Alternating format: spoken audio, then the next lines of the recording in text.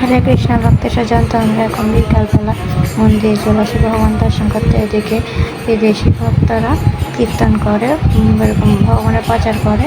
তো এরপরে আমরা চলে যাবো বৃষ্টিতে। প্রতি বৃহস্পতিবারে নামহট্টি বৃষ্টি হয়, মানে একটা সুন্দর গুরু মহারাজের জন্য ওনার প্রবচন দেওয়া হয়। ভক্তরা এসে এখন ওনার জন্য জপ করা হয়। তো এখানে দেখে এসে ভাগবত সাহেব মহারাজের তো জন্মদিন পুরো কেক কাটিং করছে।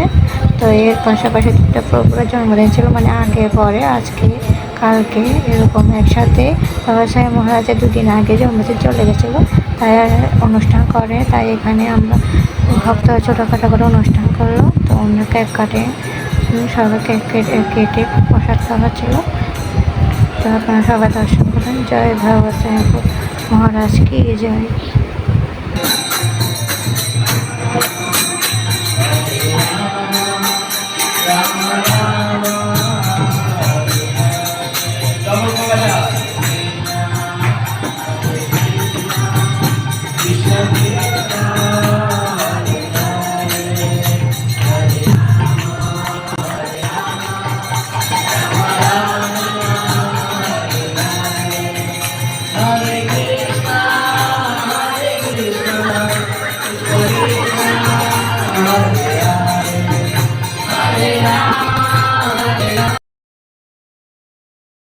তো কেক কাটার পরে ভাগবত মহারাজের গুরু পূজা করছিল। তো সবার লাইন ধরে প্রভুপাত এবং গুরু মহারাজকে পুষ্প দান করছিল চরণে। তো এরপরে প্রসাদের লাইন ধরা হবে। তো আগে আরতি শেষ হবে, তারপর প্রসাদের জন্য লাইন ধরা হবে। তো আপনারা সবাই দর্শন করুন।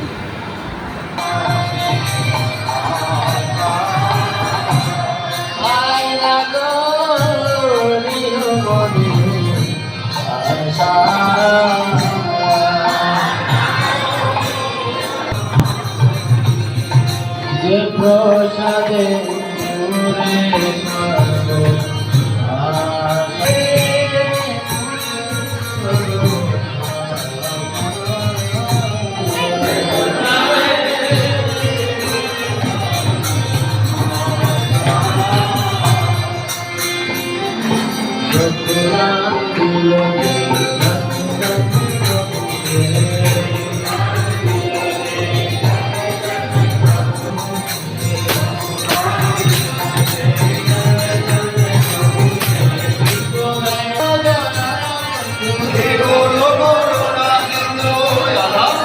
তো অনুষ্ঠানের প্রসাদ ছিল খিচুড়ি, কেক, মিষ্টি, সিঙ্গারা।